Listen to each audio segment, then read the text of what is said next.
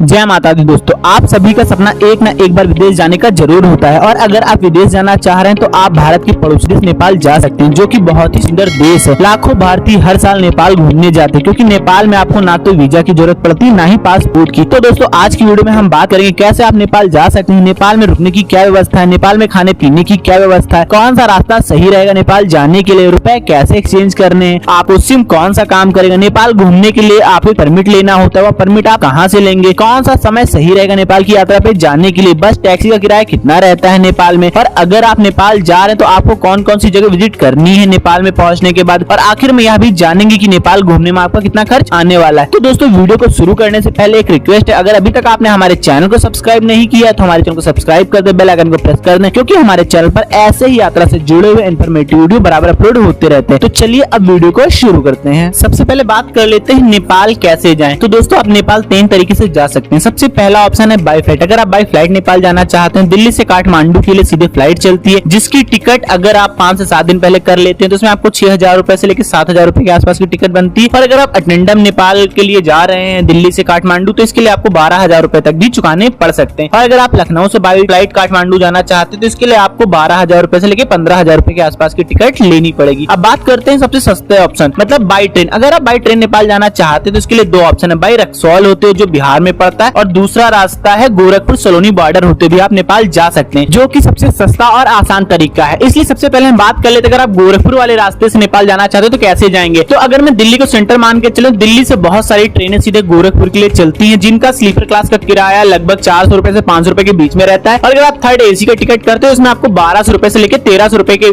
आसपास का चार्ज देना पड़ता है। और गोरखपुर पहुंचने के बाद आपको गोरखपुर से आगे का सफर आपको बाई टैक्सी ही करना पड़ता है। आप जैसे ही गोरखपुर रेलवे स्टेशन पहुंचेंगे और बाहर निकलेंगे, वहीं से आपको जाना होता है नौतनवा। गोरखपुर से नौतनवा के लिए आपको बस मिल जाएगी और टैक्सी भी मिल जाती है। अगर दूरी की बात करें तो गोरखपुर से नौतनवा की दूरी करीब 100 किलोमीटर के आसपास की है। तो अगर आप बाई बस जाते हैं तो 2.5 से 3 घंटे में आप गोरखपुर से नौतनवा पहुंच जाएंगे। अब बात करते हैं बस की टिकट की। तो अगर आप बस की टिकट से नॉर्मल बस से जाते हैं, उसमें आपको 100 रुपए से लेकर 150 रुपए के आसपास का चार्ज देना पड़ेगा। अगर आप एसी बस में जाते हैं तो इसके लिए आपको 500 रुपए से लेकर 700 रुपए के आसपास का चार्ज देना पड़ेगा। नौतनवा पहुंचने के बाद आपको जाना होता है नेपाल बॉर्डर, जो कि सलोनी बॉर्डर कहा जाता है। सलोनी बॉर्डर जाने के लिए आपको नौतनवा से शेयरिंग टैक्सी मिल जाती है। टैक्सी वाले आपसे 50 से 60 रुपए चार्ज करते हैं और आपको सलोनी बॉर्डर तक छोड़ देते हैं। तो दोस्तों आप जैसे ही सलोनी बॉर्डर पहुंचते हैं तो आपको सबसे पहला काम कराना है कि आपके पास जो भारतीय रुपए हैं उन्हें नेपाली रुपए में कन्वर्ट करवाना पड़ता है। वैसे नेपाल में अगर आपके पास 150 का नोट है तो फिर भारतीय रुपए भी बहुत आसानी से ले लिया जाता है, लेकिन 500 और 2,000 रुपए का नोट जो भारतीय करेंसी वो नेपाल में नहीं चलती। इसलिए अगर आपके पास 2,000 के नोट है, 500 के नोट है, तो फिर आपको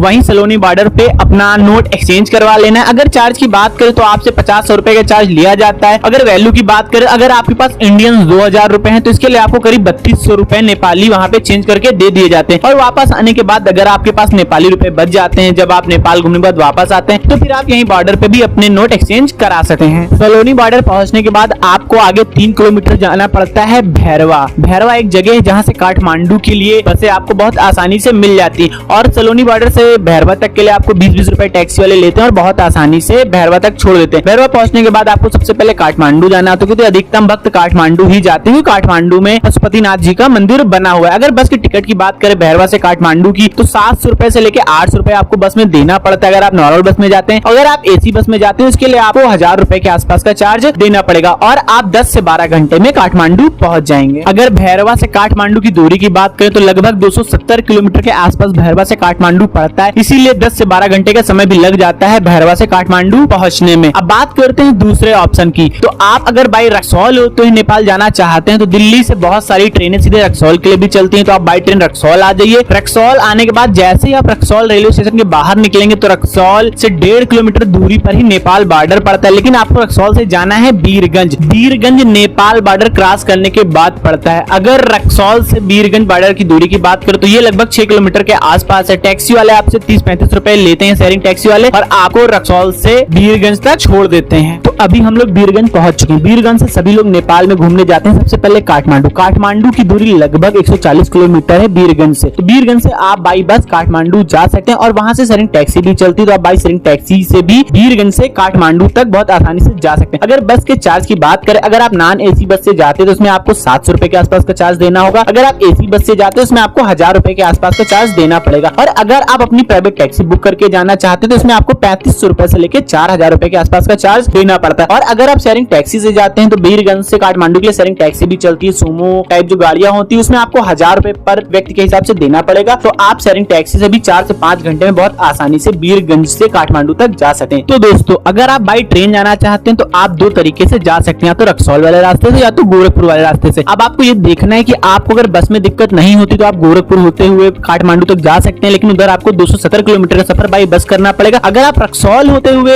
काठमांडू जाते हैं तो इसमें आपको जो बस का सफर है वो लगभग 140 किलोमीटर के आसपास करना पड़ेगा। तो अगर आप बस का सफर कम करना चाहते हैं तो आप बाई रक्सौल होते नेपाल जाइए। अगर आप बस का सफर कर सकते हैं, आपको कोई दिक्कत नहीं होती, तो फिर आप गोरखपुर होते हुए नेपाल जाइए। तो दोस्तों बात करते हैं, अगर आप अपनी कार या बाइक लेके नेपाल जाना चाहते हैं तो आप अपनी कार और बाइक लेके भी बहुत आसानी से नेपाल जा सकते हैं, लेकिन इसके लिए आपको एक परमिट बनवाना पड़ता है। जैसे ही आप नेपाल बॉर्डर क्रॉस करते हैं तो आपको वहाँ एक परमिट बनता है जिसे कि भंसार बोला जाता है। अगर आप बाइक से जाते हैं तो इसके लिए आपको 70 रुपए पर डे के हिसाब से आपको भंसार बनवाना पड़ेगा, जो 70 रुपए का चार्ज है इंडियन रुपीज में होता है। अगर आप नेपाली रुपए देके बनवाते हैं बाइक से जा रहे हैं तो इसके लिए आपको 110 रुपए पर डे के हिसाब से देना पड़ेगा। और अगर आप अपनी कार से जा रहे हैं तो इसके लिए अगर आप इंडियन रुपीज में अपना भंसार बनवाते हैं तो इसके लिए आपको 315 रुपए पर डे के हिसाब से देना पड़ेगा। अगर आपके पास नेपाली रुपए हैं, आप नेपाली रुपए से भंसार बनवा रहे हैं तो इसके लिए आपको 500 रुपए पर डे के हिसाब से देना पड़ता है। तो आप भंसार बनवाएंगे उसके बाद ही नेपाल विजिट कर पाएंगे, अगर आप बाइक से जाते हैं या फिर आप अपनी कार से जाते हैं तो। इसके अलावा अगर आप बाई बस जा रहे हैं, आप ट्रेन से जा रहे हैं तो आपको भंसार बनवाने की कोई भी जरूरत नहीं पड़ती, नेपाल आप ऐसे घूम सकते हैं।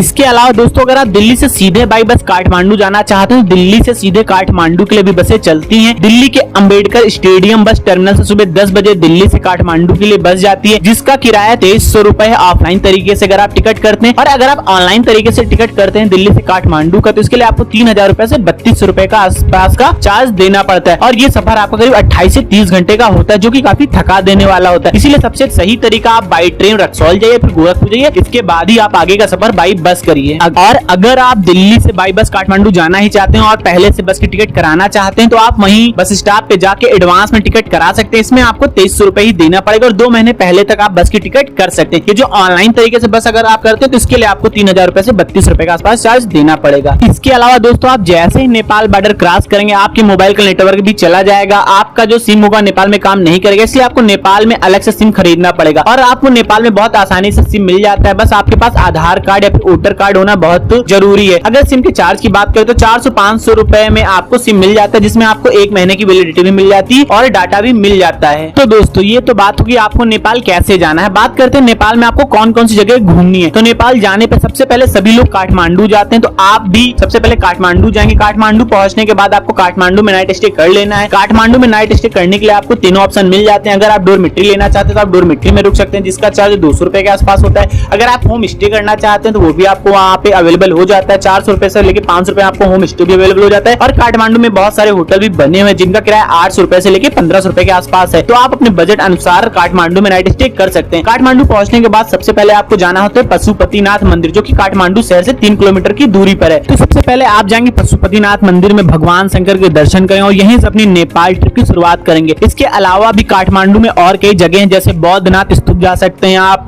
दरबार स्क्वायर जा सकते हैं, स्वयंभूनाथ मंदिर जा सकते हैं। इसके अलावा भी काठमांडू में और कई जगह हैं जहां पे आप जाके विजिट कर सकते हैं। इसके लिए आपको वहां पे एक टैक्सी कर लेनी है जो 1000 रुपए से लेकर 1500 रुपए के आसपास का चार्ज लेती है और आपको काठमांडू में जितने भी लोकप्रिय टूरिस्ट प्लेस हैं वो सारी जगह विजिट करा देती है। तो आप एक दिन में पूरा काठमांडू बहुत आसानी से घूम लेंगे। इसके अलावा भी अगर आप 1 नाइट का स्टे एक्स्ट्रा करना चाहते हैं काठमांडू में तो आप 2 नाइट का स्टे भी काठमांडू में बना सकते हैं। इसके बाद आपको जाना है पोखरा, जो कि काठमांडू से 200 किलोमीटर की दूरी पे है। तो काठमांडू से आप बाई बस भी पोखरा जा सकते हैं और अगर आप चाहें तो प्राइवेट टैक्सी करके भी पोखरा तक जा सकते हैं। तो अगर आप काठमांडू से पोखरा बाई बस जाते हैं, अगर आप नॉर्मल बस से जाते हैं उसमें आपको 500 रुपए से लेकर 600 रुपए के आसपास का चार्ज देना पड़ेगा। अगर आप डिलक्स बस से जाते हैं उसमें आपको 800 रुपए से लेकर 1200 रुपए के आसपास का चार्ज देना पड़ता है। इसके अलावा अगर आप प्राइवेट टैक्सी करके पोखरा तक जाना चाहते हैं तो आपको काठमांडू से बहुत सारी ट्रेवल एजेंसियां हैं जो पोखरा का टूर आपको करा देती हैं, जिसमें आपको 8000 रुपए से लेकर 10,000 रुपए के आसपास का चार्ज देना पड़ता है, जो कि 2 दिन की ट्रिप बनाती है। पहले दिन आपको लेके जाएंगे और जितना भी पोखरा में आपको घूमने वाली चीजें होंगी वो आपको दूसरे दिन घुमाएंगे और वापस लाके काठमांडू में आपको ड्रॉप कर देंगे। तो आप इस तरीके से भी पोखरा घूम सकते हैं। बात करते हैं पोखरा में आपको कहां पे घूमना है। तो पोखरा नेपाल का सबसे लोकप्रिय पर्यटन स्थलों में से एक है। यहाँ पे आपको बहुत सारी घाटी देखने को मिल जाएंगे, कई हिमालय पर्वत मिल जाएंगे, झीलें देखने को मिलेंगी और पोखरा में आप नौका विहार कर सकते हैं, ट्रैकिंग कर सकते हैं, राफ्टिंग कर सकते हैं, बंजी जंपिंग जैसे कई तरीके की स्पोर्ट एक्टिविटी भी कर सकते हैं। पोखरा में आपको चारों तरफ हिमालय और बीच में बसा हुआ शहर देखने को मिलेगा, जो कि बहुत ही खूबसूरत शहर है। यहाँ पे आपको एक नाइट का स्टे भी करना पड़ेगा। पोखरा में भी आपको 800 रुपए से लेकर 1500 रुपए में ठीक ठाक रूम अवेलेबल हो जाते हैं। अब बात करते हैं दोस्तों नेपाल घूमने के लिए आपको कितने दिन की ट्रिप प्लान करनी चाहिए। अगर आप नेपाल में सिर्फ काठमांडू घूमने जा रहे हैं तो इसमें आपको 3 से 4 दिन की ट्रिप प्लान करनी पड़ेगी। अगर आप नेपाल पहुंचने के बाद काठमांडू और पोखरा भी घूमना चाहते हैं इसमें आपको 7 से 8 दिन की ट्रिप प्लान करनी चाहिए। अब बात करते हैं नेपाल में खाने पीने की, तो आपको नेपाल में वेज और नॉन वेज दोनों तरह के खाने बहुत आसानी से मिल जाता है। नेपाल का जो खाना है वो बहुत ज्यादा महंगा भी नहीं है और बहुत ज्यादा सस्ता भी नहीं है। यहाँ पे आपको 150 रुपए से लेकर 200 रुपए में भरपेट खाना खाने को मिल जाता है और यहाँ पे आपको चाइनीज खाना भी बहुत ज्यादा खाने को मिल जाता है। यहाँ पे आप चाइनीज फूड, मोमोज, बर्गर, ये सब चीजें बहुत आसानी से अवेलेबल हो जाती है। और नेपाल में एक चीज और आपको देखने को मिलेगी, यहाँ पे छोटी छोटी दुकानें में आपको बियर और शराब भी देखने को मिल जाता है जो नॉर्मल तरीके से बिकती है। अब बात कर लेते हैं आपको नेपाल की ट्रिप कब प्लान करनी चाहिए। वैसे तो आप साल भर नेपाल जा सकते हैं, लेकिन बरसात के मौसम में जैसे जुलाई अगस्त के मौसम में आपको नेपाल की ट्रिप प्लान करने से बचना चाहिए, क्योंकि अधिकतम क्षेत्र नेपाल में पहाड़ी है। इस वजह से वहां पे भी जगह जगह लैंडस्लाइड भी होता है और कई बार तो लैंडस्लाइड की वजह से रास्ते भी बन जाते हैं। तो बरसात के सीजन में आपको थोड़ी सी दिक्कत आ सकती है। बरसात के अलावा आप कभी भी नेपाल जाके विजिट कर सकते हैं, आपको भरपूर मजा आने वाला है। अब आखिर में बात कर लेते हैं, अगर आप नेपाल जाते हैं, नेपाल घूमने में आपका कितना खर्च आता है। अगर आप बाई ट्रेन रक्सौल या गोरखपुर जाते हैं, उसके बाद बाई बस आप नेपाल की ट्रिप प्लान करते हैं, इसमें आपका 8,000 रुपए से लेकर 10,000 रुपए का आसपास का खर्च आने वाला है अगर आप 6 से 7 दिन की ट्रिप प्लान करते हैं तो। और ये जो खर्च मैं बता रहा हूँ सिर्फ आपका नेपाल तक जाने का और वहां पे रहने का और खाने का खर्च है। इसके अलावा आप कितना भी खर्च कर देंगे आपके ऊपर डिपेंड करता है। तो दोस्तों आज की वीडियो में बस इतना ही। कैसा लगा आज का हमारा ये वीडियो कमेंट में बताएं जरूर। अगर आपको कोई सवाल है नेपाल यात्रा से जुड़ा हो तो कमेंट में कमेंट कर सकते हैं, जिसका जवाब आपको तुरंत ही दिया